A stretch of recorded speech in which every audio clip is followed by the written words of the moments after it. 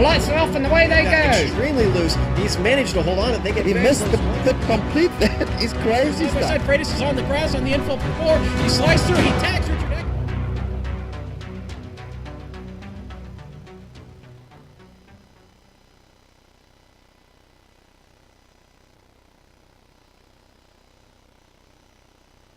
Three rounds have been completed so far in the 2015 Season 2 Champion Motorsports Sprint Series. These rounds have all been very, very exciting to watch, and we are looking forward to another one today. This series is sponsored by Woody's suppliers of lures and flies for fishing. Very good day to all our viewers and welcome to the Global Sim Racing channel. Today we are at Monza, the very, very famous racetrack, where we will see once again the Ford GTs, BMWs, Roofs and McLarens in action at the track so very well known to sports car drivers and Formula 1 drivers and any other kind of drivers for that matter. I am Richard Losper, and with me in the booth today is Kevin Brown. Our director is Joe Peak, and he of course uses the great camera sets provided by Doug Beard.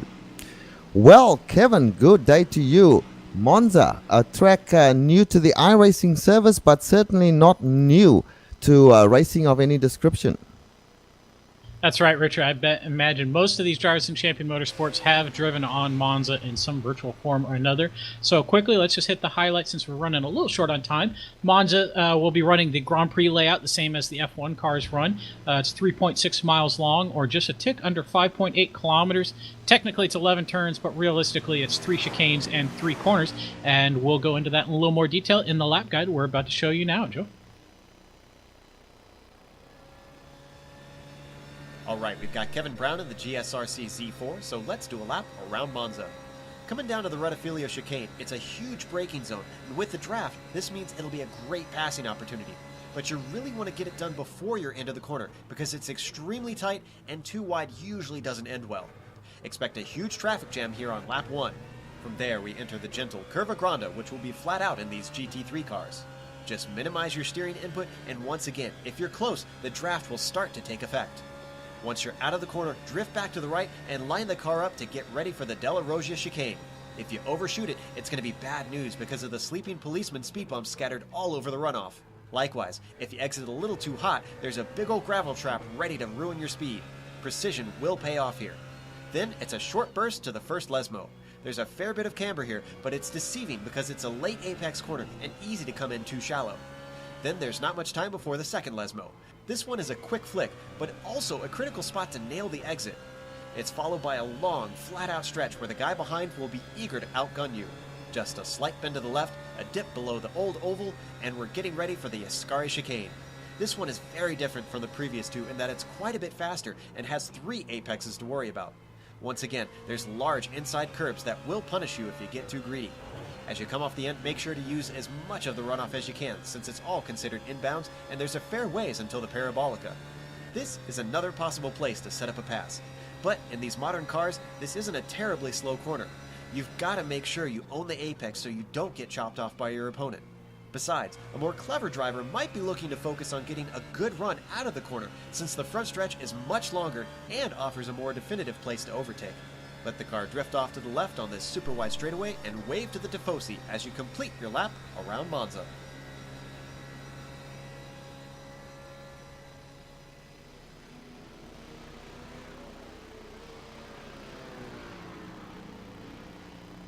Welcome back to Monza, and as you can see from the lap guide, this track can catch you out on some of the corners. However, let's go now, Kevin, to the series standings. I note that in the Pro Series, John Paquin still leading from Justin Brunner, who got the win last time out. Jason Lundy is in 3rd place. Miguel Acrudo, or El Crudo, is in 4th. And Tom Rathy, very good showing from Tom, in 5th place in the Pro Series. And in the amateur series for drivers under about 1600 I rating, or as otherwise defined by series administrators, in first place in those championship standings is Drew Lidke, moving past Julie Redmond. In second is Daniel Rice. Third is Julie Redmond, who was in the lead for the first few rounds. Fourth is Brad Rinn, and fifth, is Peter Hebron. Yeah, very good drive from Brad Rinn at Mid-Ohio. Very steady there. And that's put him in the top 5. As far as the team standings are concerned, Puffin Racing seems to be running away with it in first place, followed by the Works team and then AB Racing. Fourth place is held down by P1 Sim Racing, and Kevin, the fifth place from Easy Does It Racing. So a very much an open situation in the championship. And it's going to be real interesting to see how John Paquin pilots that big, heavy Ford GT around this track. Yeah, you said it. How is that Ford GT going to do so far? And right now, he's sitting in about 4th in qualifying with a lap to go. So he may have just said, you know what, that's it. That's what I'm going to do. I got to say, I'm impressed. The Ford GT, not an easy car to go faster around Monza. Yeah, definitely. I see from the leaderboard in qualifying, Justin Brunner holding down first place with a 1 minute 49.047.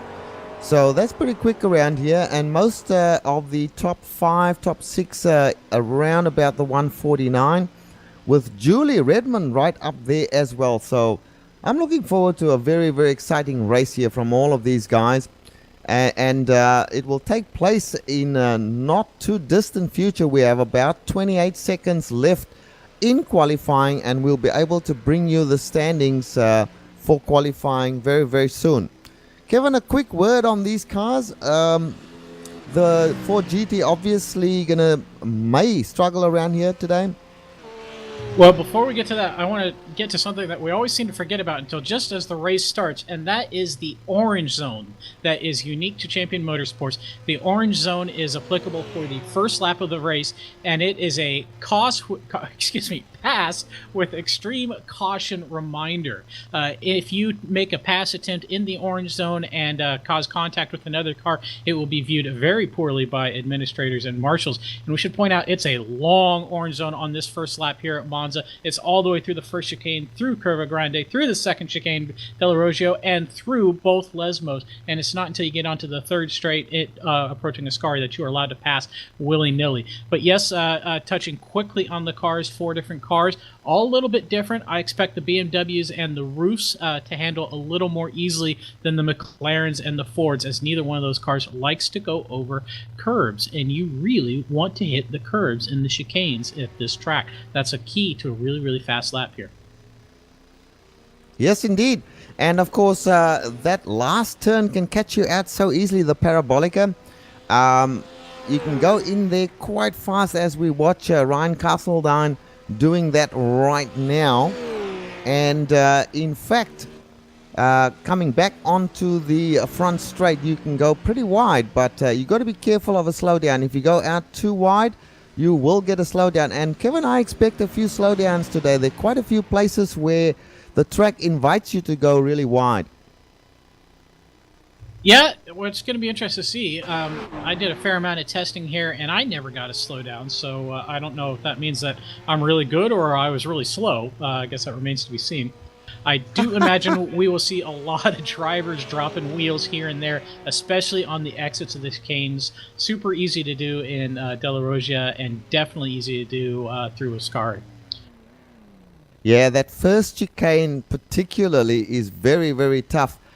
You're coming from a high speed. You've got to break the car down to almost nothing to get through the right-hand section of the first chicane. So it'll be very interesting to see. I'm very glad that they've implemented the orange zone, which on the first lap at least will slow things down, hopefully, so that drivers don't try to do the impossible down into that first chicane.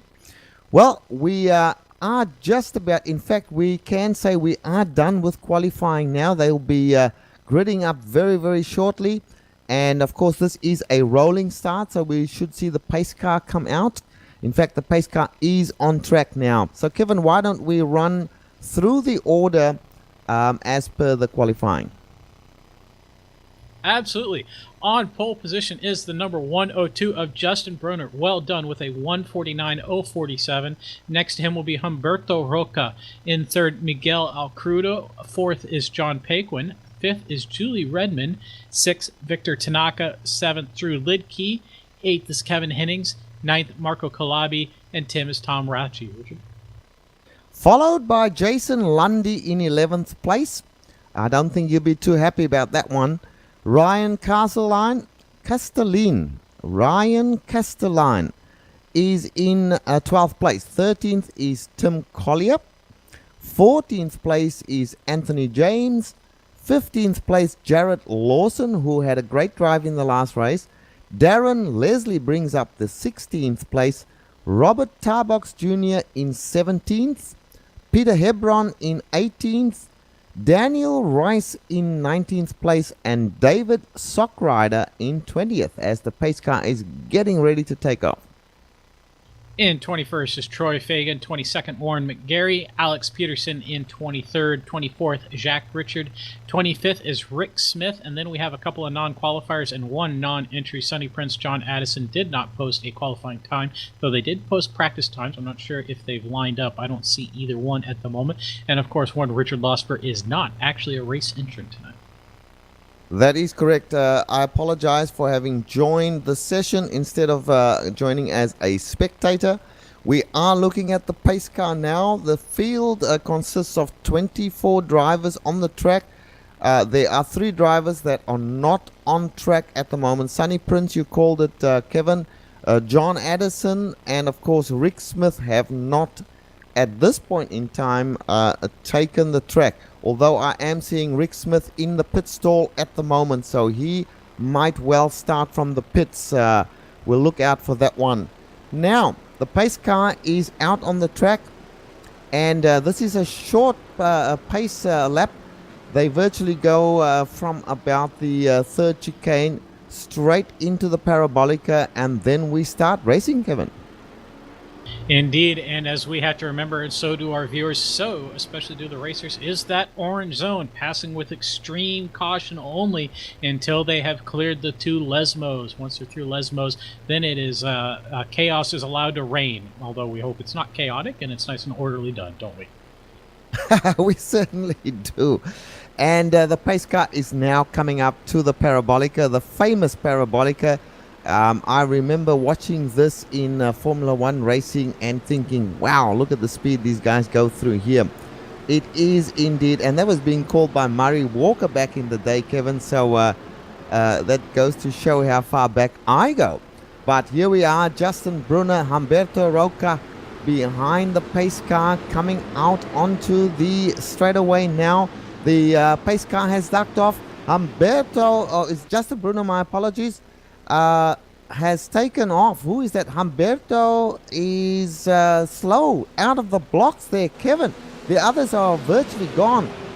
Second, third now taken up. Justin Brunner, Miguel Alcruda, Julie Redmond all past him, although they know that there's no passing at this part of the course. And we have a little touch between John Paquin and, in fact, Humberto Roca.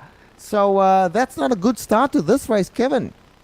No, absolutely. Not sure what happened with Humberto Roca. It seemed like he forgot where the gas pedal was as everybody else in the field took off, and Humberto just didn't go. It was like he was stuck in 6th gear or something. It was too bizarre. Paquin moves around Humberto. Humberto breaking a little bit easy. Drew Lidke catch up. We got a little bit of contact. I'm trying to see who that is into De La Rogia. Oh boy.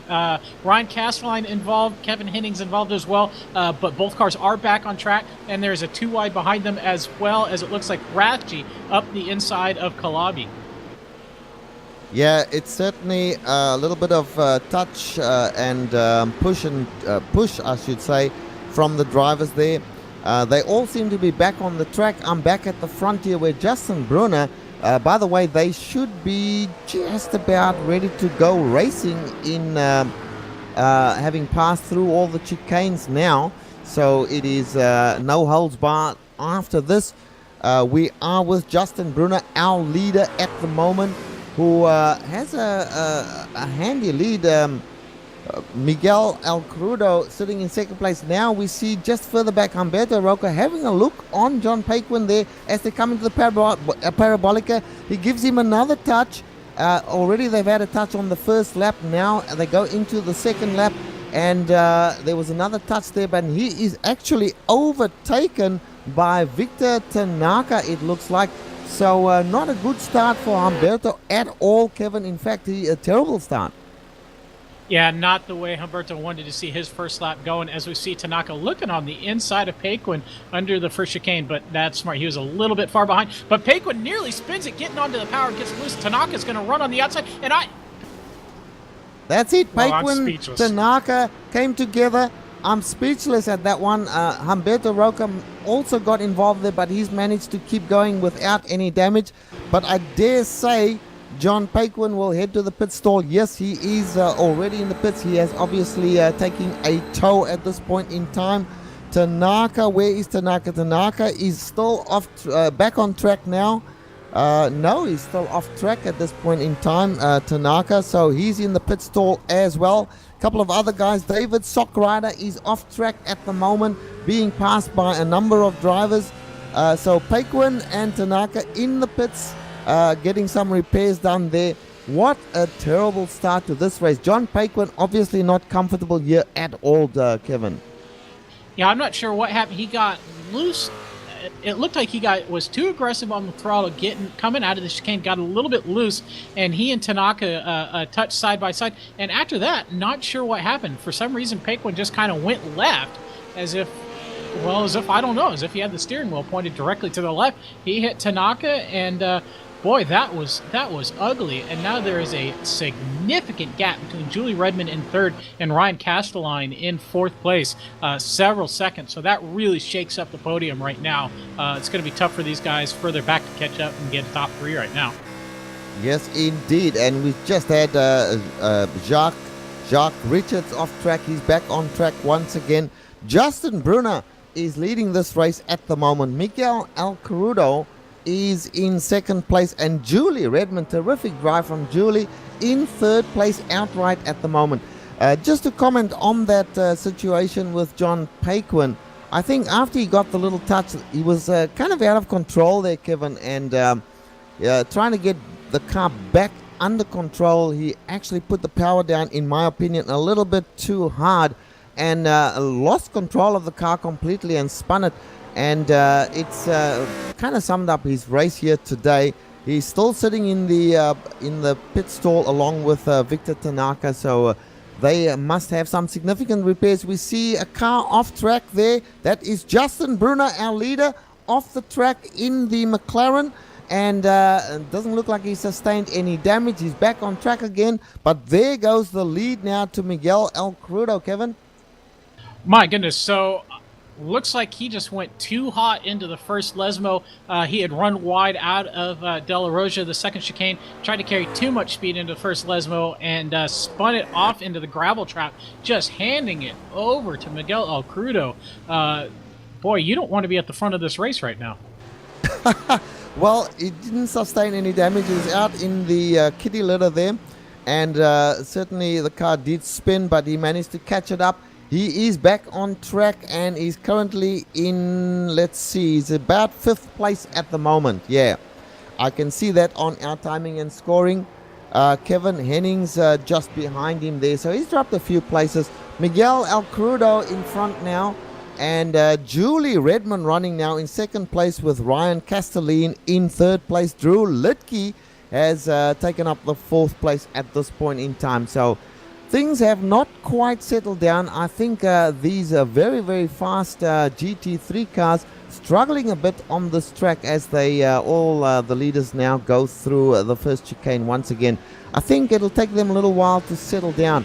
Meanwhile, further back we do have Tom Rathie. Let's go and have a look at Tom Rathie here. Tom Rathie is very, very settled, and he is sitting in 8th place at the moment and looking good. Just in front of him, Humberto Roca, who also seems to have settled down with all the troubles he did have, Kevin, in the early part of the race. He's still out there in the top 8. In fact, he's in 7th place, so doing a good job. Yeah, a nice little good run right now. I'm trying to take a look at Robert Tarbox, who is hot on the heels of Daniel Rice, sitting here in 14th and 15th, not 15th and 16th. But so we're seeing some packs forming up a little bit here and there. I imagine as I watch a couple of McLarens driving right off the edge of Lesmo Stu, that is trying to figure that out right now. That is Calabi and Collier. Anthony James and Tim Collier. Tim Collier makes the pass as they approach Ascari right now. But we're seeing mostly mistakes, or the name of the game right now is Tim Collier very loose through Ascari. This is going to set up Anthony James easily on the exit, but James does not get a good run out of the exit. Tim Collier should hold this position, 12th place, as they reach the Parabolica, Richard. Yeah, he was a little cautious coming out of Ascari there, so he's decided. Now he closes right up in the Parabolica. In fact, he was coming on with a full head of steam into the Parabolica, braking a lot later than Marco Calabi. But he settled in behind him as they go down the front straight towards the first chicane once again. I can also report that John Paquin and Victor Tanaka are back on track, running in 24th and 25th place respectively. There was also a small off-track from Rick Smith, but he's back on again, so all good there. Miguel Acrudo at the front, leading this race from Julia Redmond. And we should point out that Julia Redmond is in the amateur class, so great job from Julie right here to be an outright second place in this race at this time. And we do have a nice little battle here for 3rd, 4th, and 5th between Justin Broner, Ryan Castelline, and Drew Lidke. They are all just a couple of tenths away from each other. And Castelline did get around Drew Lidke as they reached the first chicane last time by, as I just watched Lidke drop a couple of wheels on the exit of Lesmo 1. Seen that all day so far. I think that's going to be a theme through the rest of the night. Got to make sure you don't drop too far off and wind up spinning the car, as Lidke kind of gets gapped here on the following straight on the run up to Ascari. Castelline and Bruner just kind of check out here. Yes, indeed. Drew Lidke did drop a couple of wheels off there. No foul though. He's got it back. Ryan Castelline and Justin Bruner battling for the 3rd place position. That is where the action is at the moment. Coming up towards the Parabolica once again. Ryan Castelline goes a little wide. Justin Bruner keeps it nicely in check.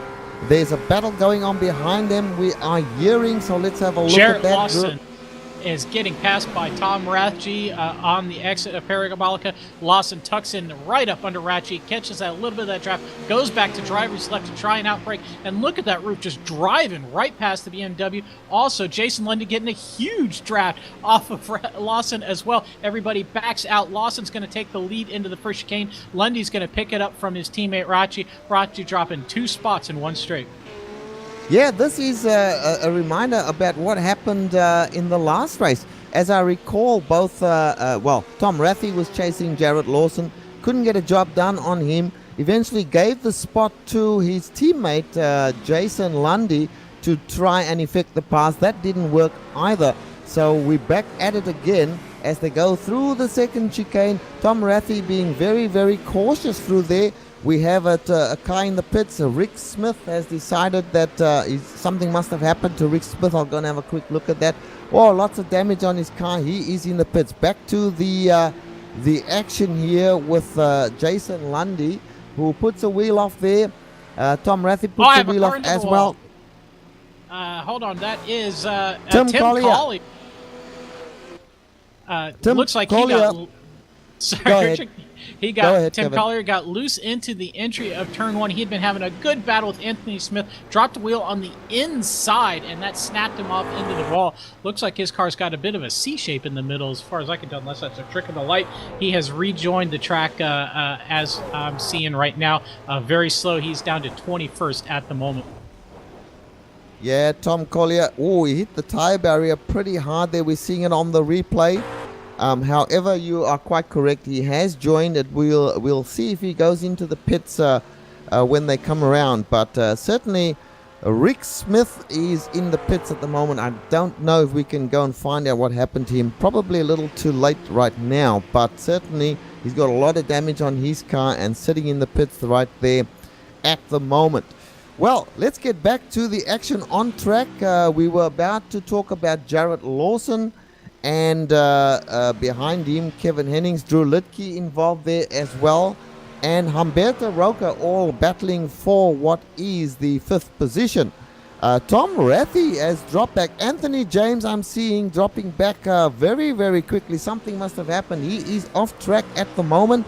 Timing and scoring showing him entering the Tim Collier entering the pits, and Anthony James being passed by Jacques Richards. So a lot of action here, Kevin, but not all of it good. Yeah, I can report. Let's see. Jarrett Lawson ran down Kevin Hennings and passed him. Hennings has got some damage on his right rear. Haven't figured out yet where that is from. This action is fast and furious, folks. Jason Lundy and Tom Ratchie have both passed Marco Calabi, who is having a bad start. And I see Ratchie and Lundy are actually side by side at the moment. Looks like Ratchie backs out under braking. No, he decides again to kind of pull forward and then falls back a little bit. Calabi and his teammate Humberto Roca have not had the best evening, although Humberto is up to 5th at the moment. He has gained some spots again, but Lundy and Ratchie looking a little bit quicker, but once again they seem to be stuck by their foil, behind their foil of Jarrett Lawson, who, now I'm confused. My timing and scoring is not correct here. Richard, help me out. As we let me just go back a little bit. We saw on the replay what happened to Anthony James there. He got a touch in the rear and that sent him spinning off track. Our director has shown that action on replay.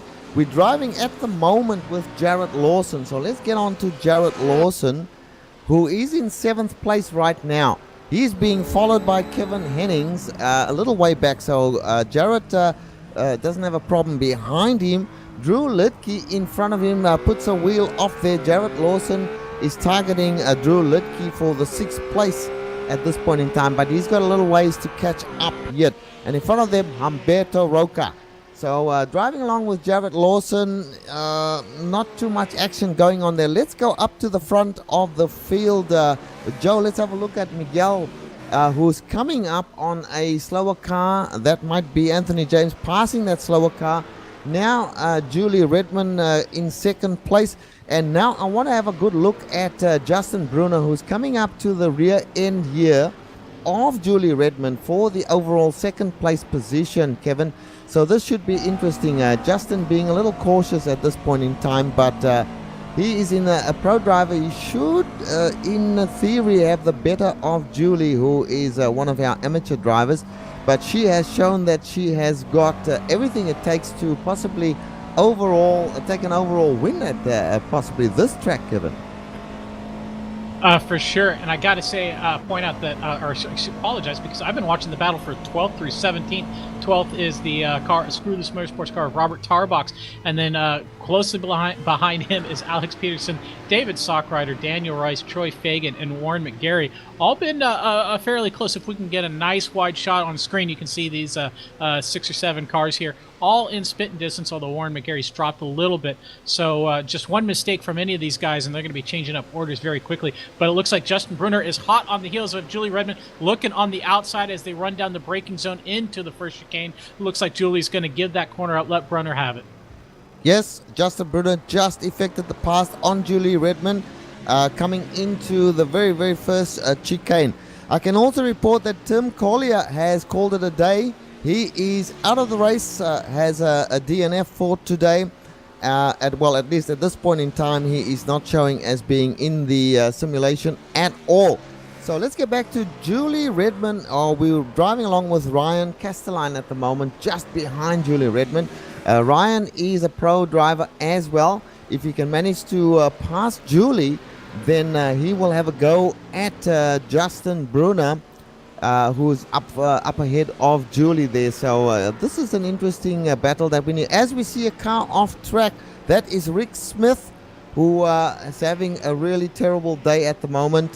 He is in 24th place as we speak, and now that'll put him even further back to, no, he's still in 24th place. That is effectively the last place on the lead lap of this race.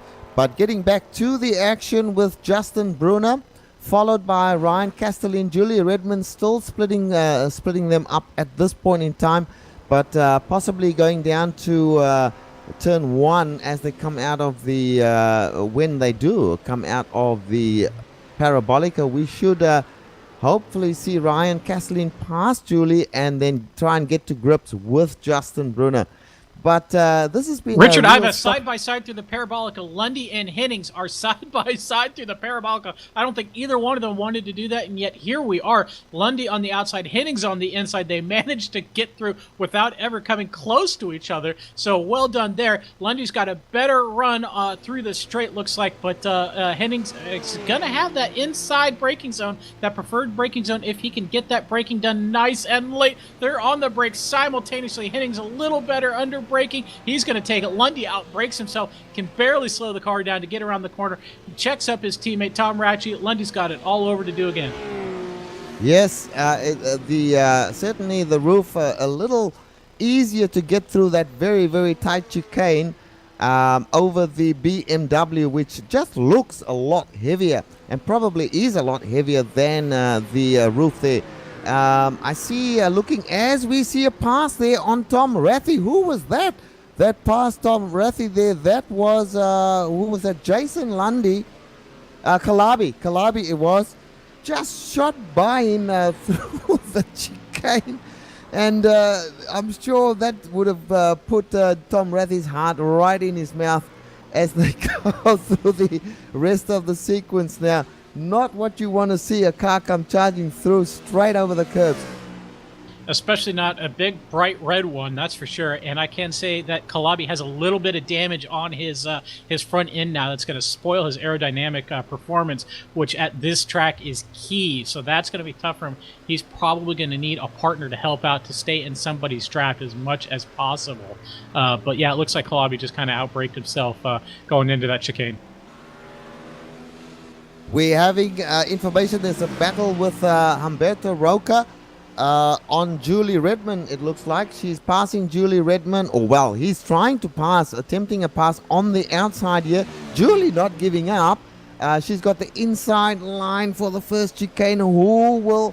Oh, she backs out of it.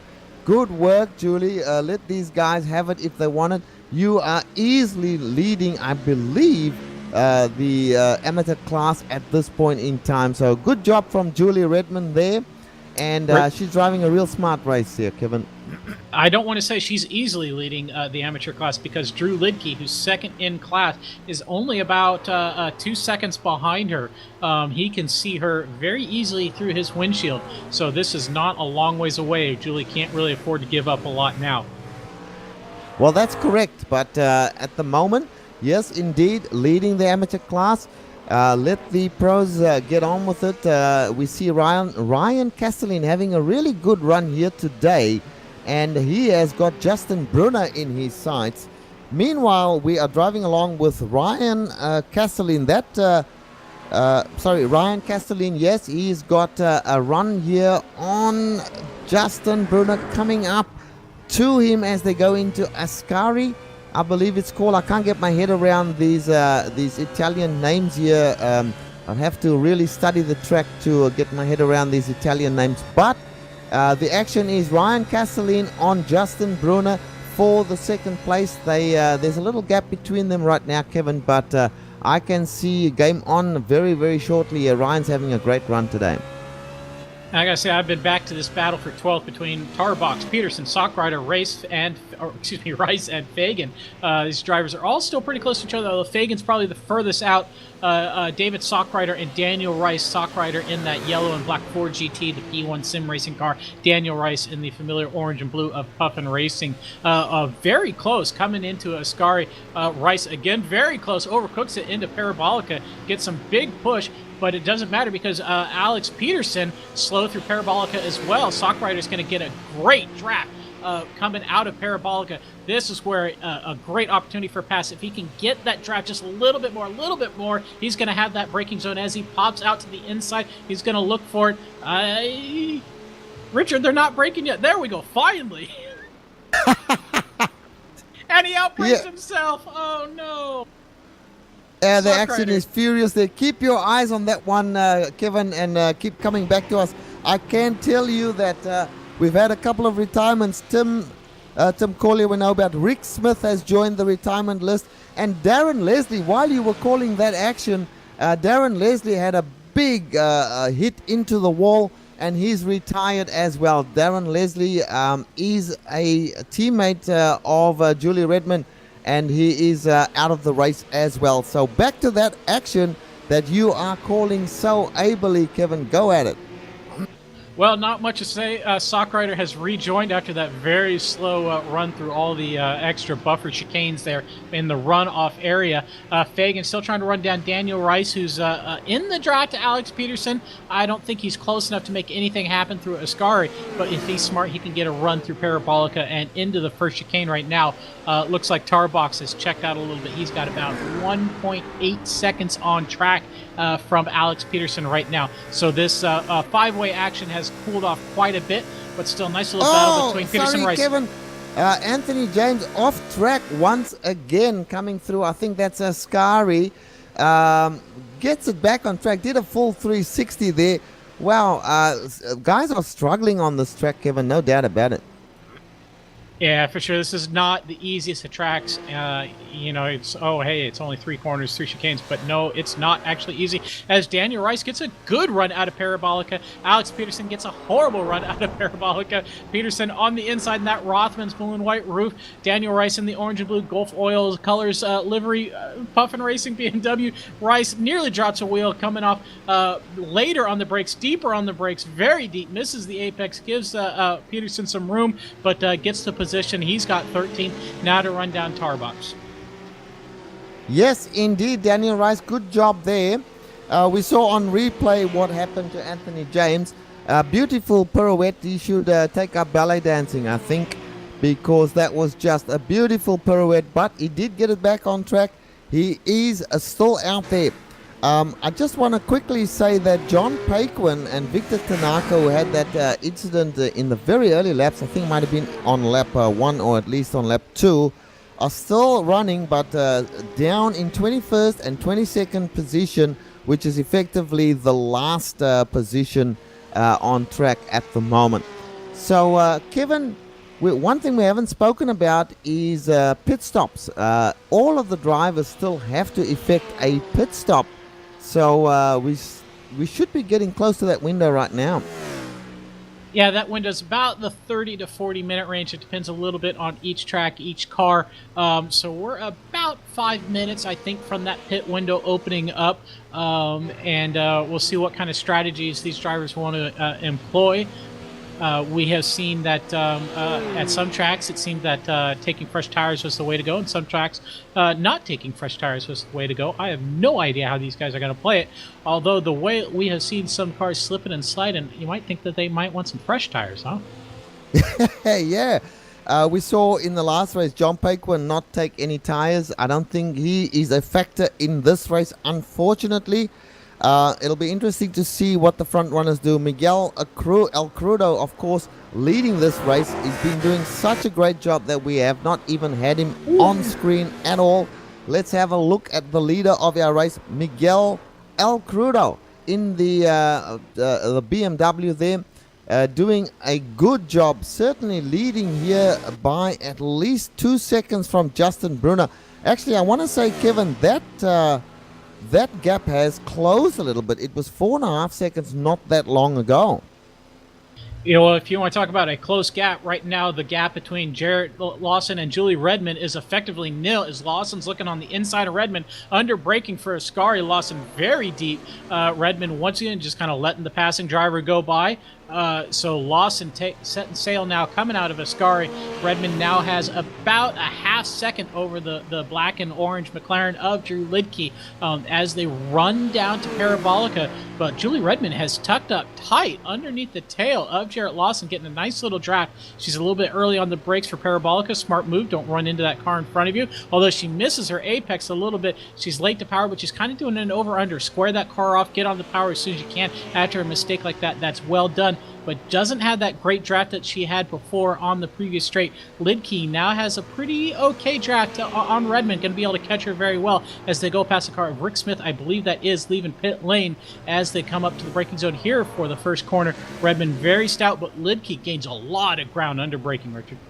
Yes, indeed. Lidke is right on the back of Julie Redmond now. There's so many different lines, Kevin, through the Parabolica. I don't think she missed the apex. I think she genuinely just followed that line to try and get that over-under. But whatever has happened as they come down to the second chicane now, we have Drew Lidke in a battle here with Julie Redmond for the first place in the amateur class. And it is indeed for 6th place overall. So look for that battle to be developing. However, let's go and have a look at Peter Hebron, who is sitting in the pit stall. Something must have happened to Peter. I've got a side-by-side. Alex Peterson and Daniel Rice once again side-by-side. Rice had the lead. Peterson just trying to take it back into De La Rogia. He's on the inside. Now he's on the outside. Rice slow to get on the power. Peterson's going to scoot right on by as they approach Lesmo 1. Well done by Daniel Rice, Alex Peterson to take that position over. And then Troy Fagan, who was sitting in the catbird seat, goes off on the exit of Lesmo 1. That's not going to serve him very well as Daniel Rice closing back up on Alex Peterson in the draft, trying to get around him again. Yeah, some really good battling there. We caught it all on the all of that action on the cameras. And I want to say, yeah, we have some troubles. We've got Ryan Castellin. Actually, this might be a scheduled pit stop here. Ryan Castellin might be the first one coming in. Drew Lidke's coming in as well. So a couple of guys coming into the pits now. I see these two coming into pits. So this might be the first of that pit stops that we spoke about just on the last lap there. Let's see what happens as these guys get their pits into their pit stalls. I want to see whether they take tires, which is going to be real interesting because I would imagine, as you said, Kevin, tires might be the way to go on this track. And I was just seeing Warren McGarry passing David Sockrider when I discovered, to my sheer amazement, Sockrider has a very bent rear wing. I have no idea when he picked that up. I apologize. But he's definitely got some big damage that's going to make him struggle for the rest of this race. But we should we should look up to the front where Jared Lawson off track completely, facing in the wrong direction. Now he gets the car back on through the marbles, back onto the track again.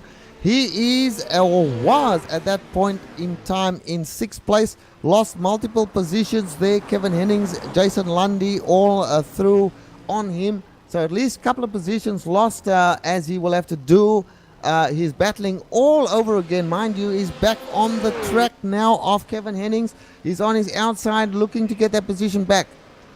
And we should we have Go a ahead. battle for the lead. The top three. Miguel Acruda has been run down by Justin Brunner. Humberto Rocco, after that abysmal first lap, has caught them as the leader. Acruda goes into pit lane. He's going to surrender that. Rocca and Brunner will run it down. Rocca, remember, he had that horrible start, that bad first lap. He is now in the draft of the leader. He's poking his nose on the inside in the braking zone for the chicane early on the brakes compared to Brunner, though. He's going to surrender that. Maybe he's just poking his nose, trying to startle Justin Brunner. Nothing's going to happen as they run out of the first chicane.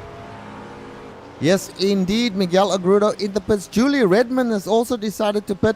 Jared Lawson also deciding to pit. So the pit stops are cycling through. At the moment, Justin Brunner is our leader. Humberto Rocca is following him. These guys, of course, have not pitted yet. Jason Lundy now in 3rd place. So a whole bunch of guys getting into the pits now. Some coming out as well, having completed their pit stops. So this is going to be real interesting. Daniel Rice, Troy Fagan, Julie Redmond, all in the pits, in pit lane at the moment. And a couple of guys leaving once again. So let's just let that cycle through and let's just concentrate on what's happening up front. We do have a battle here. Humberto Rocca versus Justin Brunner, who is back in 1st place for the moment. Indeed. And let's see, we should point out pit stops. Ryan Castelline had only a 22.5-second pit stop, whereas former leader Miguel Crudo had a 38-second pit stop, 16 seconds slower than Castelline. So, and here it goes Roca. He's on the inside of Brunner, approaching Parabolica. Brunner's going to give it up a little bit easy. Roca nice and easy down on the apex, return back to power. Well done. I think that was a little bit of cooperation from Brunner, saying, no, if you want to poke your nose in, I'm going to let you have it. But Roca, pulling off into pit lane, wants to make sure, hey, I got more speed than you, Brunner, before I go into pit lane and get some tires. At least I guess that's what he's thinking. Yes, Justin Brunner still staying out, so he's playing the late pit stop strategy here. By the looks of it, Humberto Roca, of course, has entered the pits. Jason Lundy still sitting out there, so he will go into second place. Kevin Hennings will now get into third place. And looky, Robert Tarbox Jr. in a little while will get into the fourth place, as we see Tom Rathy and Mario Calabi also going into pit lane. So all the pit stops just happening here at the moment, excepting for our top three, Justin Brunner, Jason Lundy, and Kevin Hennings. We'll have to see how that strategy is going to work out for them. From memory, Kevin, Jason Lundy likes to play the late pit stop strategy. I think so, but we have a battle going on right now between Drew Lidke and Jarrett Lawson. I think Lawson is on old tires and Lidke on new tires. They have swapped positions, I believe, twice in the last lap. But Lidke currently, as they leave Parabolica, running down to the first chicane, he's got that lead. But Lawson super fast in that draft, must be carrying a ton less wing. He almost completely passed Lidke. In fact, he is completely past Lidke before they get the braking. Although it looks like Lawson went very deep. Indeed, he did go very deep. Barely misses both the sleeping policemen back onto the power. There will be a slowdown penalty for that. It's excruciating waiting to get back to the power. Finally, he's back on. But by him has gone Julie Redmond. Yes, and he carried way too much speed into the first chicane and just had to straight line it for fear of perhaps breaking his car over those horrible. Lawson. Jarrett, Go once ahead. again, laid under braking into the second chicane. De La Rogia bounces off the sleeping policeman on the inside, nearly spins it. This flap not doing him any favors right now. Well, I think he's trying to wake those sleeping policemen up, Kevin. That's what's happening there. He doesn't like the fact that they're sleeping. Anyway, back to the action. We've got Drew Lidke and, of course, Julie Redmond. This is where the battle is at the moment. Drew Lidke has it at the moment over Julie Redmond. Julie will falling back just a little from Drew at the moment, but let's hope she can catch up and battle for that first place. This is for first place in the amateur class. And real quick, Kevin, we see that Justin Brunner has been in the pits. Jason Lundy and Kevin Hennings are pitting as we speak. So they will lose out quite badly to Justin Brunner. He could not have taken any tires. He was in and out like a flash there. Correct. It does not look like he took tires. Only a 25-second pit stop from him. Humberto Roca is in second overall. Has stopped. Had a 37-second pit stop. So I assume he took tires. So Roca is about 11 seconds behind the lead of Justin Brunner. Ryan Castelline is only a fraction of a second behind Roca. And Miguel Crudo also right behind in the draft of Castelline, as well as you see him go flying past the lap car of Jacques Richard. Nicely done by Richard to give them room, although I see Miguel Crudo poking his nose in on Castelline in De La Rogia, but no, nothing comes out of that as they run through the Lesmos here, Richard. Yeah, this is going to be interesting. They're very close to each other now, so see battle going on as El Crudo has a look on El Crudo had a look there on who was that? Jason Castelline, that's right. And decided not to try and go through with it because Castelline was definitely bobbling around a bit there. So he let that one go, but he's still right on the back. Expect him to try again. But of course, they're losing a little bit of ground now to Humberto Roca. We can also report that Jarrett Lawson has entered the pits, so he's doing his pit stop. All of the front runners, in fact, all of the drivers have now completed their pit stops, those that are still on track. So we're back to full-on racing with Justin Brunner, our leader, followed by Humberto Roca in second place, Miguel El Crudo in third, and Ryan Castellin, as we have mentioned now, in fourth place. A little bit of gap between these guys at the moment. We would like to see them close up and see a battle taking place. Behind them, we've got Drew Lidke and Julie Redmond. Again, there's quite a big gap between those two, so no big battles going on there. And then further back, Jason Lundy just coming to finish lap 19 right now. So a little bit of a procession at the moment, but I'm pretty sure that before the end of this race, we will see some action out the front, because those guys are very close to each other. One little mistake from any of the drivers and the following driver will be right on him. Well, speaking of right on him, Kevin Hennings, you should think I would know how to pronounce that name, Kevin. But he ran down Jason Lundy something fierce in Lundy's draft on the front straight. They're about a half second apart. This is the closest battle on track right now. Hennings looking very, very strong in Lundy's draft. Not sure if he's got enough to get around Lundy. Lundy much quicker under braking and returning back to power than I'm seeing Hennings. But one battle I wanted to see happen that was spoiled for me by the pit stops was John Paquin and Victor Tanaka. We don't need to go to that. They are about 5 seconds apart from each other on track. Paquin got around Tanaka during the pit stops. I was kind of curious to see if there would be some bad blood between the two, but no, there hasn't been any clearly. And Jared Lawson's still sitting in the pits there, so he must be having some damage taken care of, as well as taking his normal pit stop. So he's out of it at the moment. He's in the 22nd place right now.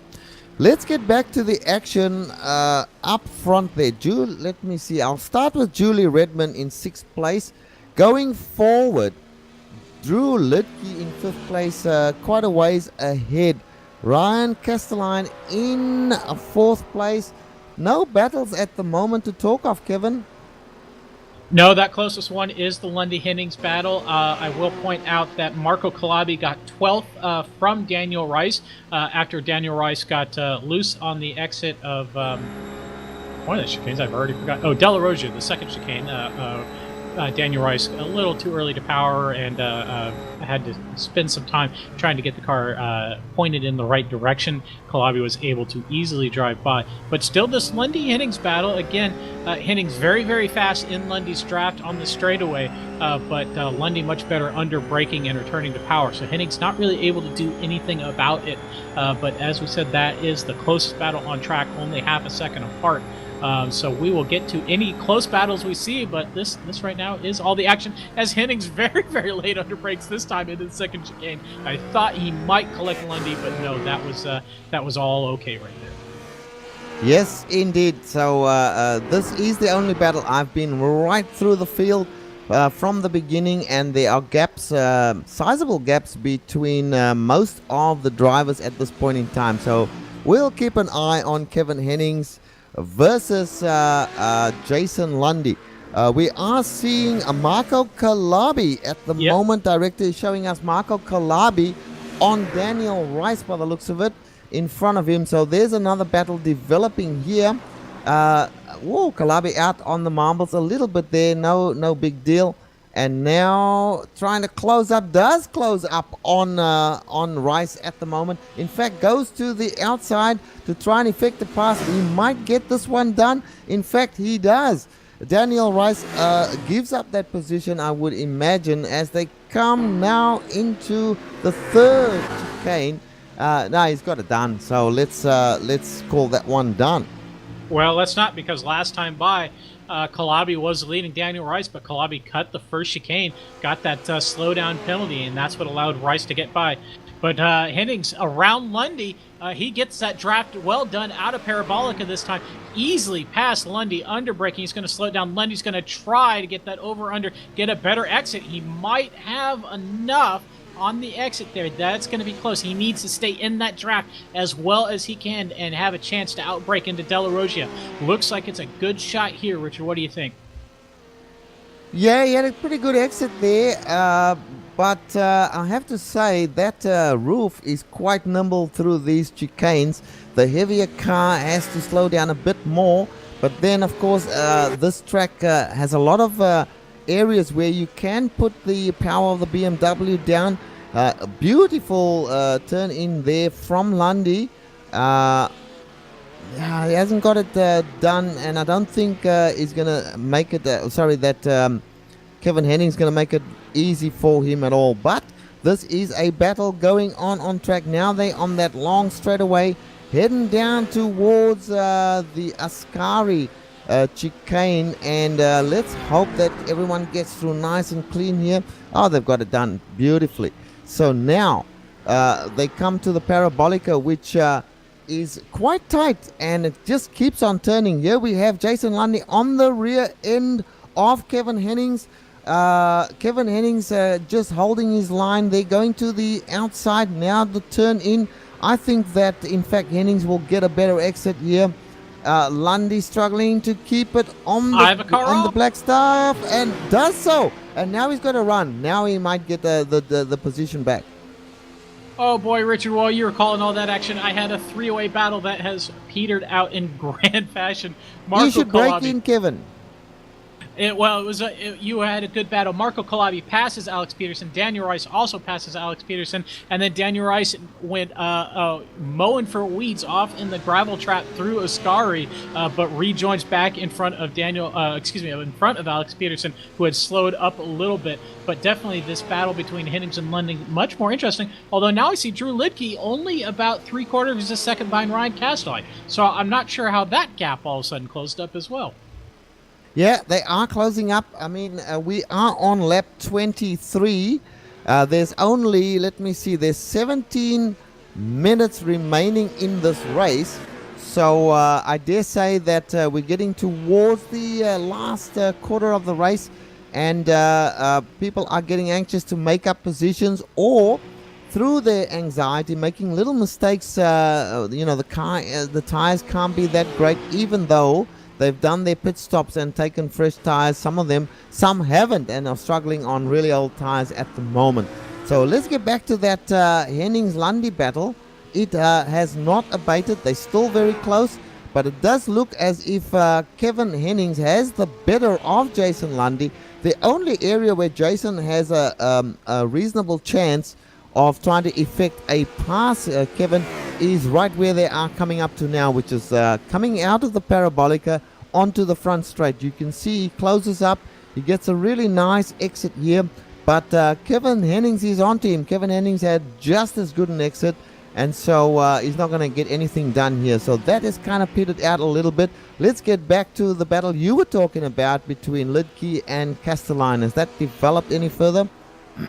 Well, Lidke has dropped a couple tenths on Castelline. He's got those fresher tires. Lidke has the fresher tires, and Ryan Castelline has gained up a little bit. But the battle I want to talk about, let's keep our cameras where they are. But the battle for the lead between Justin Brunner and Humberto Roca. Remember, Brunner stayed on old tires. Roca took fresh tires, and they were almost 12 seconds apart when they rejoined. Well, that gap now is just about 1.5 seconds. It was 2 seconds last time by start-finish line. Roca is flying compared to Justin Brunner. He is about, looks like about a second, 1 1/4 seconds faster last couple of laps over Brunner. So this action could get very, very close, as it's just now about to be 1 second live on track. Roca, absolutely flying right now, has a very strong chance to take out Brunner, but does have enough to get around Brunner and then go on and stay in front of Brunner and not allow Brunner to catch up in his trap? That is the question I want answered. And I think you will get your answer. You're quite right. The gap has reduced significantly. It seems to me, Kevin, that not taking tires is generally a bad choice. I mean, unless you've got like a minute lead on your competitors, if you don't take tires, you are going to get run down, as we've seen at Mid-Ohio. And I think we saw it at some of the other tracks as well. Humberto Roca absolutely smoking now, closing right up on Justin Brunner. Justin Brunner struggling with older tires. He's still doing a good job, great job in fact, keeping the car on the road. But I think inevitably this is going to become a battle, and let's hope it turns out to be a clean one. And Quick. Hennings and Lundy are back at it again. Lundy was actually side by side with Hennings on the front straight. Hennings, though, that roof is just unbelievably fast in a straight line, able to stay in front of Lundy. Lundy not able to do anything about it, but we have to go back to the lead because Roca inside of the draft within a quarter second of Justin Brunner for the lead as they go through the Lesmos. I smell a pass attempt about to happen very, very soon. Well, you keep your eyes on that one. I've got my eyes on Jason Lundy at the moment. Here's my pass attempt. It is on right now. Roca gets a better run out of Lesmos, and he's just driving right past Brunner on the straight. Brunner, though, that McLaren doing very well in a straight line, but he's in the wrong place for Ascari. Brunner has to give it up through Ascari, and indeed, Roca takes over that lead through Ascari. Will Brunner have anything to do in Parabolica and challenge into the first chicane? Well, let's go back, hop back to Jason Lundy, who is all over the back of Kevin Hennings once again as they come up towards the third chicane. Let's see what happens here. Long straightaway, which gives the power of the, which is handy for the power of the BMW. But coming into the corners, the roof so nimble through these corners. But now they come up, Lundy closes right up once again. He should be able, he goes to the outside. Hennings hugs the inside line here, but looks like he's going to drive right past Kevin Hennings coming up towards the Parabolica, Kevin. And we have a couple at least of good battles going on right now. And up front, Justin Brunner just not able to carry the same sort of speed through Parabolica that Humberto Roca was. Roca able to easily defend and hold that position off in the first chicane. Brunner just struggling right now to stay within a half second of Roca. He's just on the edge of that right now. Has to brake kind of early. Loses a couple of tenths just in the second chicane to Humberto Roca. Almost a half second right there in Della Rogia. And now they're through Lesmos. This is where I saw last time Roca just flew by, comparatively speaking, than Justin Brunner. So I think this battle for the lead, it might be over, Richard. Well, that is a fact, and it is possibly a fact, but we still have this Hennings versus Jason Lundy battle going on. Kevin Hennings now closing up once again as they go through the second chicane.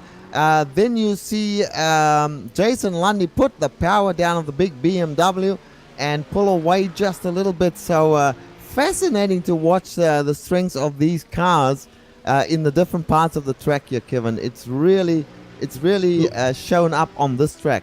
Let's go to 15th and 16th. Anthony James and Peter Hebron. They are battling side by side through the first chicane. James later on the brakes in his Southwest Airlines. Well, it's not Southwest Airlines, but always makes me think of it. That McLaren, that red, blue, and yellow McLaren. Well done. Gets past Hebron. Although Hebron in that blue and orange BMW was making his car as wide as he could possibly make it on the straightaway, but nothing doing. Hebron getting a better run through Curva Grande, but much earlier on the brakes into Della Rogia than Anthony James. James is easily going to hold that position into Lesmos. Yeah, and bear in mind, Anthony James has had his problems in this race. He's been in the pits twice already, and but still he's out there, back out on track, doing a great job here. So managing just to stay ahead of Peter Hebron in the BMW, and of course Anthony James is in the McLaren. So let's check in once again with the Jason Lundy, Kevin Hennings battle. Looks to me as if it's still on, but now Lundy is in front and Hennings behind Kevin. This is I'll take trick number 1 and you can take trick number 2. Pretty much. Oh, and looks like we also have Peterson and Fagan shaping up as well here for 13th and 14th. And Richard, did I say that Anthony James was not in a Southwest livery? Because he most definitely is in a Southwest livery on my screen. So I don't know what I was talking about there. But Fagan on the outside of Peterson. This is Fagan's first chance that I've seen to have him pass much later on the brakes than Peterson. Peterson clearly letting him go by. But then it looks like Fagan got confused about what to do to turn in. And Peterson all over the back of him through the first chicane. And back to Kevin Hennings and Jason Lundy. the battle is kind of Hennings is just holding station at the moment, not really challenging. But I guess that will change as the laps come further down to a close, because they are close enough for them to have a good battle to the finish. We are on lap number 27. There's not a lot of time left, Kevin. Only a matter of 9 minutes or so in the race. Humberto Roca has proven that taking tires is a good strategy. He's driven away completely from Justin Brunner, who holds down the second place. Miguel El Crudo coming through the first chicane now. Justin Brunner already having Kevin Hennings has spun. I'm sorry, Richard, to jump in, but Hennings spun on the entry to Parabolica. He has surrendered that position by a mile to Jason Lundy and to Tom Ratchey. He's about 7.5 seconds behind Tom Ratchey. So that fight for 8th, on track is over. Yeah, unfortunately, and he's lost positions to Lundy. Well, he hasn't lost the position; he was behind Lundy, but certainly he's lost the position to Tom Rabji. So, tough luck for Kevin right there. But he's still in it. He's in 9th place at the moment. And Hebron and James back at it again. Hebron got around James. James battling on the inside of Parabolica, side by side through Parabolica. You never see that. I've seen it twice tonight. Fantastic stuff. James getting a good run. Can Hebron recover, though, and get that draft and get a good braking shot through for chicane? James going defensive, kind of comes back onto the line. Hebron moving on to the inside. Looks like Hebron's going to take the inside into the first chicane. Is he going to try and outbrake him? No, Hebron onto the brakes quite early, as a matter of fact. Let's line it up through the first chicane. Try it again, boys. Yeah, indeed. A little bit of shenanigans there from James, trying to just try to confuse his opponent a little bit there. Didn't really work. But certainly he has got the position. Now you see Peter Hebron closing up a little bit as they come down towards the second chicane. The McLaren seems to have a little bit... Oh, he made a mistake. A little bit of a bobble there. Now Peter Hebron has got it. He's on the inside, has a look, but backs out. Kevin, a little bit scared there, Peter Hebron. Yeah, a lot of opportunities I think were pretty decent ones. Hebron is declining. Not sure why that is, as there's a lot of dust that they just drove through. Somebody must have kicked it up in the exit of Lesmos there. But Hebron, a much better run out of Lesmos too than Anthony James. But Hebron, he's on driver's right. This is an awkward place to make a pass into Ascari, and no, he's not going to try it. I'm not sure what Hebron's game is, what he's thinking about right now. I'm very curious, although he bounces over those sleeping policemen in the middle. Not the thing to do, guys. Yes, I won't make the horrible joke about the sleeping policeman again, but coming up to the Parabolica, Peter Hebron obviously has the power, has he's got what he needs to pass, but he just won't take the opportunity.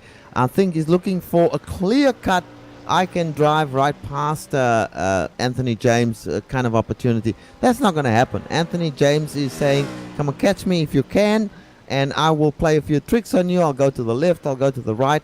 So Peter Hebron just being really, really cautious, maybe too cautious here, Kevin. And what I just wanted to point it out, just as our director chimed in to tell us about it, Julie Redmond has caught to Drew Lidke. Not really sure how that happened. Redmond on the old tires, Lidke not. So somewhere she's gained about 10 seconds on Drew Lidke. I wish I'd been paying closer attention to that because I really want to know the answer right now. As Lidke, very bad on the entry to Parabolica, much better on the middle side. Julie Redmond, again, every time I see her, she's really wide through the middle of Parabolica. So I'm not sure what she's doing there. But loses a couple tenths of Lidke in that sector. But still very close to being a battle right now, as we've got a couple around. Victor Tanaka also closing in on John Paquin, 18th and 19th. Remember, these two got into each other on lap 2. Oh, and Julie Redmond breaks way too late there, and she will get a slowdown for that one, unfortunately. But certainly she's caught Drew Lidke hand over fist. She's back on the gas again, so maybe that wasn't a slowdown for her, maybe just a penalty, and she's back on it. So coming into chicane number 2, I, like you, Kevin, I looked at Julie and Drew Litke, and they were well and truly, I think the last time I looked was something like 5 seconds difference. I don't know how she's made that up unless Drew Litke had some kind of incident, but I didn't see that on the timing and scoring. It would show him as being off track. So I don't know. I think he's been caught by a driver who is doing everything the right way at the moment and catching up. And things are shaking out all over. Robert Tarbox only about 3/4 of a second behind Marco Calabi for that 10th place. Also, Alex Peterson and Troy Fagan still going. And Victor Tanaka is all over the back of John Paquin. Only 2/10 separate them as they go into the first chicane. This one could be all, well, I shouldn't say all over. There's 3 minutes to go still.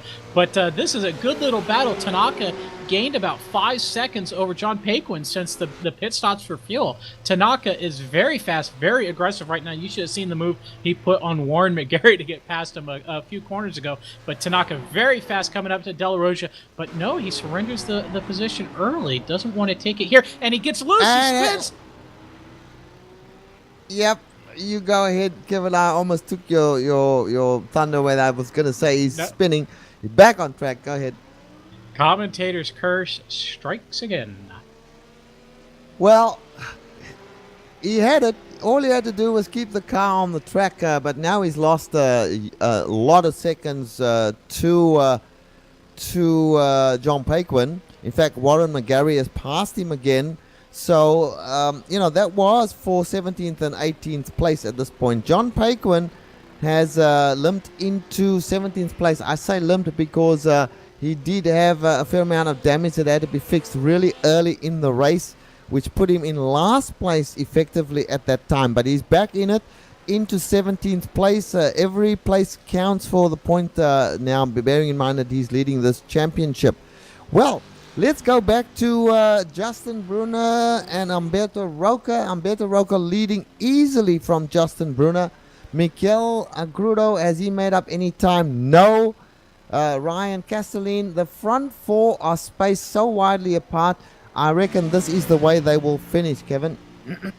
Indeed, but what I'm still waiting for it to happen is Peter Hebron and Anthony James. These two have been about a half second apart, 3/4 of a second apart for laps upon laps upon laps. It seems like Hebron keeps getting close, but can't seem to seal the deal. So I'm not sure if he's waiting for a last lap pass attempt here or what, but this is the furthest apart I've seen them in quite a while. But getting close, Julie Redmond getting a little closer to Drew Lidke again, although once again she kind of struggles through parabolic as she struggled really bad last lap. I see her again struggle again this lap, but she's got a good strong run compared to Lidke on the front straight. Lidke almost seeming slow for some reason. I'm not sure why that is. And now Redmond kind of starts going slow. Did these drivers screw up their fuel? Well, I don't know. I think Redmond is super cautious in this. Remember on the last lap she overcooked it into turn 1. So Lundy's going to drive right past her. Oh, well, okay. Lundy driving past her is not the end of the world for Julie. They are in different classes, respectively. But she's lost some time on Lidke. Lidke and Redmond are both driving very slowly right now. They must be short on fuel. Yeah, well, Kevin, you could be right there. Meanwhile, Victor Tanaka is in the pit, so he's done something horribly wrong. And his battle with John Paquin is well and truly over. You're right, Kevin. Getting back to this, we should be seeing the white flag very, very soon. In fact, it's got to be the last lap. It's last lap, or it's very, very close. Time has run out right now. Oh, there we go. Checker flag is out. Checkered flag is flying for Humberto Roca, coming to cross the line in a matter of a second or so to take the win here at Monza. Justin Brunner will come into second place by the looks of it, and Miguel Agrudo is just coming out of the Parabolica right now, will go into third place. Anthony James, Hebron's making his move finally on the run to De La Rocha. He's going to go up on the outside, outbrakes himself maybe. Anthony James very early. Hebron somehow manages to make the corner, but Anthony James with the over and under. He's on the inside for Lesmos. I think he needs to surrender. No, that's a bad pass attempt. No, he's going to look for it. Hebron on the outside. Hebron's running out of track, and yep, he has run out of track. It's going to be tough to recover this one. Yep, not quite over yet as they come now up to the Ascari chicane. I've got a feeling that it is... Oh, he's catching up big time on Anthony James. And it's not all over yet. He's going to make a last lunge. Not the place to make a lunge here, but he's right on the back now, Kevin, of of Anthony James. This race for these drivers at least is not over. It is over for many, but it's not over. As he goes to the outside, Anthony James, he's going to drive right past him, Kevin. He may get that position, in fact. I think Anthony James is out of fuel. He is slowing down on the straightaway. He's down to 100 miles an hour just on the back straight, and then goes very wide into Parabolica. Don't hit the wall, Anthony James. Don't do it. A spin will last, but don't hit the wall. If he spins the car and he has no fuel, that's the end of his race. He's going backwards. Maybe he's going to coast it backwards over the line at the There's stage. no way he's going to... What's he doing? He's coasted it. You called it. He's out of fuel. He's just trying to coast it to the finish line. Backwards. Well, he can't turn around, can he? If he turns around, he's done. He's gonna get a black flag if he keeps going. Actually, he'll get a black flag from the iRacing Yeah, he's marshals. going the wrong way. Yeah, he stopped it. Stop. He's way far away from the line. What an unfortunate finish for him. Look, we'll take a break and we'll come back. Oh, he's going again. Maybe he's out of fuel. All right, we'll take a short break and we'll come back. That was a real fun finish there. From two drivers battling for minor positions, but still... Oh, Kevin, this is not over. He's reversing towards the line once again. Where is he getting the fuel? I have no idea, but he's going to finish this race going backwards. Maybe he's having a bit of fun right now. Let's keep an eye on this for a moment before we go to break. He has crossed somehow. He has crossed the line. Unbelievable stuff. All right. We'll have a look at the chat and see what they have to say in there. But we will be back shortly, folks, with this hilarious finish to the race.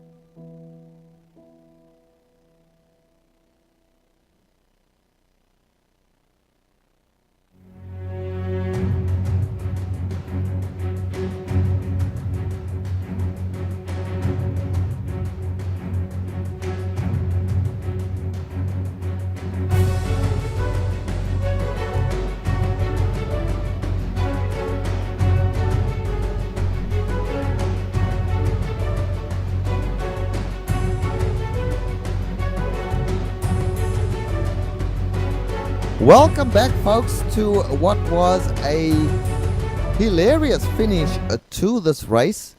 However, what is not so hilarious is, in fact, the points gained from this race, Kevin. So let's run through the order, the race winner being Humberto Roca. Yep, and second was Justin Brunner. A strong run, but not enough to overcome Humberto's pace with those fresh tires after the stop. Third place, rounding out the podium, Miguel El Crudo led a lot of laps early on in the race. Well done. Ryan Castle in fourth, Jason Lundy fifth, Drew Lidke, your amateur class winner, in sixth, Tom Ratchey in seventh, Kevin Hennings eighth, Marco Calabi in ninth, and Robert Tarbox Jr. in 10th, Richard. And in 11th place, we had Daniel Rice. Then Troy Fagan in 12th place, Alex Peterson in 13th place, Peter Hebron in 14th place, John Paquin in 15th place, and David Sockrider in 16th place. That was the finishes on the lead lap. In 17th place, we had Julie Redmond being scored a lap down, ran out of fuel by the look of it. We'll find that out soon enough. Anthony James finished in 18th, Warren McGarry in 19th place, and Jacques Richard in 20th place. In 21st was Victor Tanaka, 22nd, Jarrett Lawson, 23rd, Darren Leslie, 24th, Tim Collier, and Rick Smith was your final racer. Sonny Prince, John Addison did not start the race, as of course did not Richard Lawson. That is correct. So, we do have some of the drivers ready for interview. So, why don't we bring in Justin Brunner, our second place getter, and Kevin's going to have a chat to Justin. Go ahead, Kevin. Justin, fantastic run. You led a lot of you came out of the pit stop in the lead, and I believe you were on old tires. You did not change tires, I believe, and Humberto Roca did appear to have changed tires, and he kind of ran you down there. Yeah, I was kind of gamble with the tires. Thought I would have had a bigger gap than that, but apparently not. I mean, Humberto, yeah, he caught up really fast. So you also were on pole position, so I should have congratulated you about that. Not easy to do at this track, get pole position. And then the start, I don't know, were you able to see it in your rearview mirror, because it was a little crazy? Yeah, I got a little confused on the start. When the pace car went in, and no one else really seemed to go behind me, so I was kind of slowing down a little bit. But, I mean, and then I ended up spinning like on the third lap. Okay, yeah, that's right. I remember that now. And then you had to chase down a bunch of folks. It was a busy race for us, so my apologies to try to keep pace on everything. But second place overall. So following up your win at Mid Ohio, a pretty good little streak you got going here. Yeah, not too bad. Hoping to continue. All right. Well, thanks for stopping in tonight, Justin. Yep. Thank you, guys. Well, next up we have Jason Lundy. So we're pulling Jason Lundy in right now. Jason, an interesting battle between yourself and Kevin Henning sort of mid-race there. Yeah, it was. It seems like we were very close on pace, and we were both trying to catch the cars in front of us. So we kind of swapped positions back and forth to make us faster and save a little bit of fuel, which turned out to be very important at the end of the race. Yes, indeed. We saw a couple of guys not being able to make it to the end because of fuel. So, generally speaking, you came out strongly in the early rounds, but at the moment, just struggling to put in a really top-line performance and maybe get a win. Yeah, I'm finding qualifying pace really hard to come by, and it gets myself behind the 8-ball. You know, I generally have good race pace. Moving up from 11th to 5th was another example of that today. I just got to figure out how to qualify higher up the order so I can exploit my race pace and benefit from some of the other foibles drivers are having. Yeah, indeed. Well, look, interesting race here at Monza. We thought these cars would be well suited to this track, but didn't appear to be the case. A lot of the cars were struggling here. I think a lot of that was the high temperature during the race. I think the on-track temperature was 108 degrees Fahrenheit, and it just seems like a lot of drivers were struggling with the tire wear as a result of that. But I think overall it's a pretty good match. Okay. Well, Jason, look, thanks for talking to us. You got a 5th position today. Your Puffin Racing is right up on the leaderboard in the teams challenge. So a lot of good things to feel happy about. Yeah, for sure. We just keep plugging along and hopefully keep racking up the results. Alrighty. Thanks for speaking to us. Well, next up, Kevin, we have Julie Redmond. Go ahead. Julie, Hi, you were guys. having... Hi, Julie. So tell us about the end there, because I want to know what was going on. You were chasing down Drew Lidke, and it looks like you ran out of fuel, and now you're being scored as a lap down. What happened there?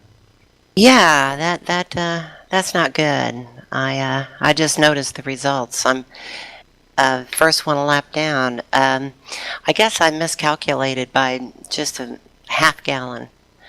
It's not good. I noticed I had enough for 2 laps, and I was expecting the white flag, and I didn't get it, and I'm like, uh-oh. And I noticed I was kind of reeling Drew in, and I really wanted that position. So I just went with it, and then he pulled over and said he was going to have to let me go, and I'm like, no, I'm sorry, I'm running out of gas too. So switched the map over to, map 6, and that sucked. Yeah, that was kind of weird. We saw Lidke slow down and you slowed down, and we got promptly very confused, and then decided that you both ran out of fuel when we watched Jason drive right past both of you. Yeah. And then we got busy watching another battle for the end, and we come back to look at the final results, and there you're a lap down. So that's a disappointing end to what was shaping out to be a great run from you tonight. Yeah, I was, I really enjoyed the race. I don't know how I qualified so far up front. I was a little nervous. And then we had that funky start on the left lane there. I'm not sure what happened. Somebody didn't go, and next thing you know, I'm right in the mix. I'm, what, 3rd? Yeah, we did see that where Humberto Roca just never seemed to go for some reason. So a good recovery there to not plow into the back of him, I guess. Huh? Yeah, and I guess somebody took John out. I could see that in my rearview mirror. Well, I'm going to let the marshals figure that one out. It seemed to be a 6 of one, half dozen of the other from my point of view. Yeah, it could be. I'll have to watch the replay.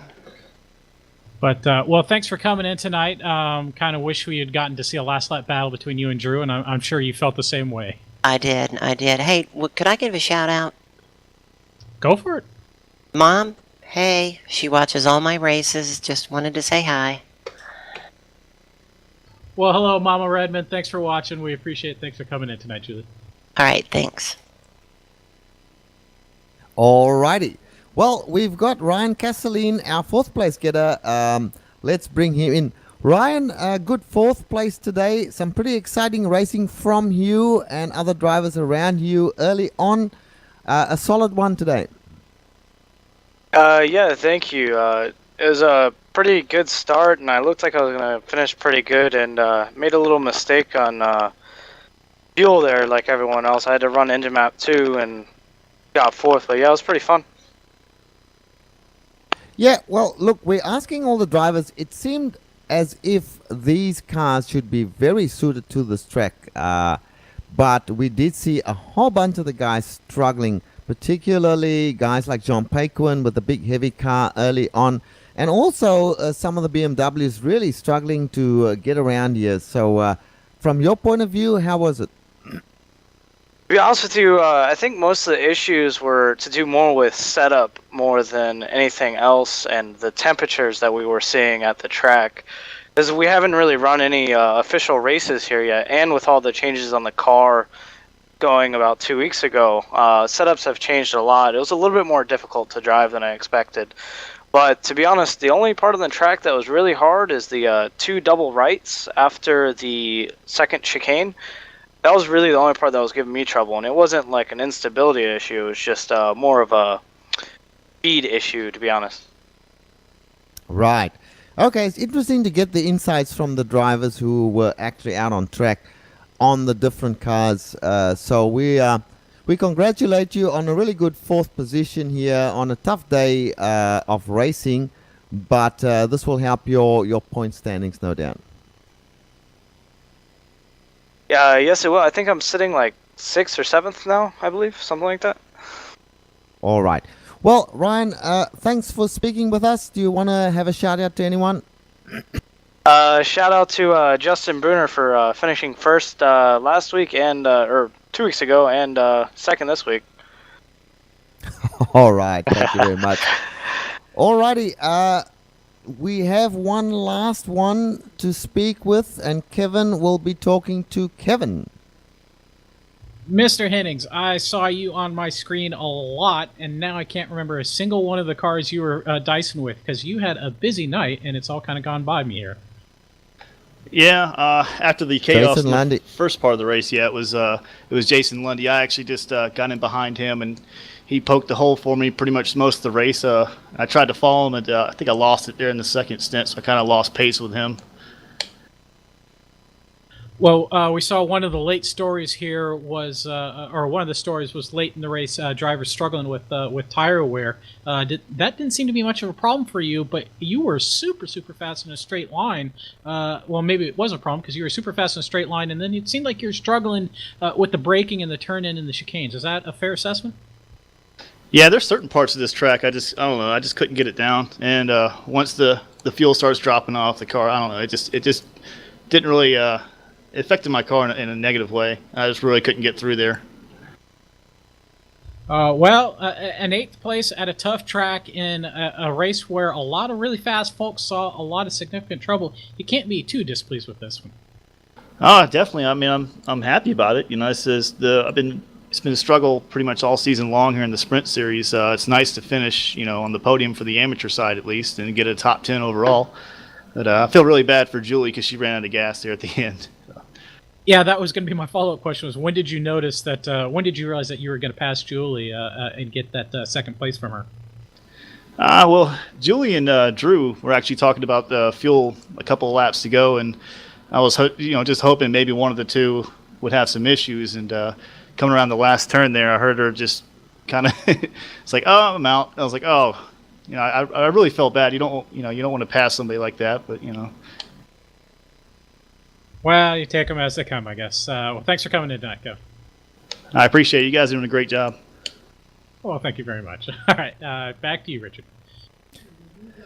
Alrighty. Well, I think, Kevin, that brings us to the end of this broadcast. An interesting race made me think a little bit about how these cars are on the different tracks, and this certainly was one where a lot of guys seemed a little more out of control than we've seen on some of the other regular tracks, would you say? Yeah. I mean, it's not an easy track. It's only a couple corners, but it's not an easy track. And as I kind of touched upon at the earlier part of the race, the Ford GT and the McLaren, they don't like getting up on curbs, and you really want to try and crash the curbs and chicane as much as possible. So that makes it a little more difficult. So yeah, I think those BMWs and those roofs definitely had an advantage tonight, and that kind of showed, I think. Alrighty.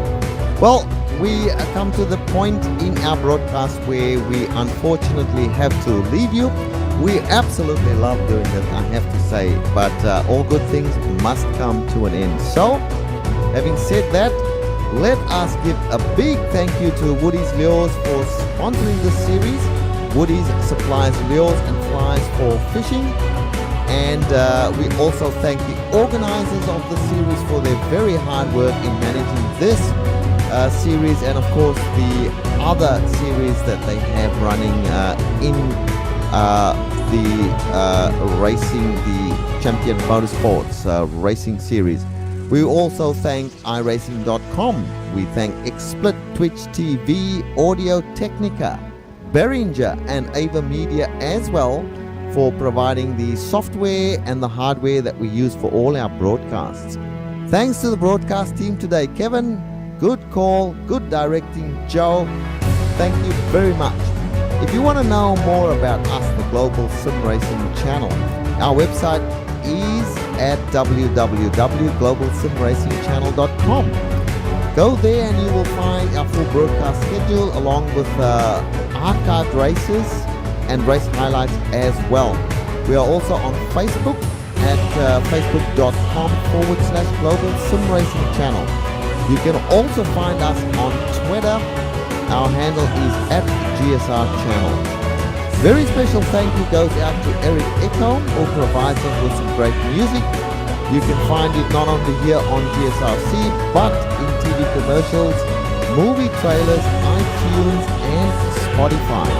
If you like the music, go on and tell Eric where you heard it. He's on Twitter at Eric Echo.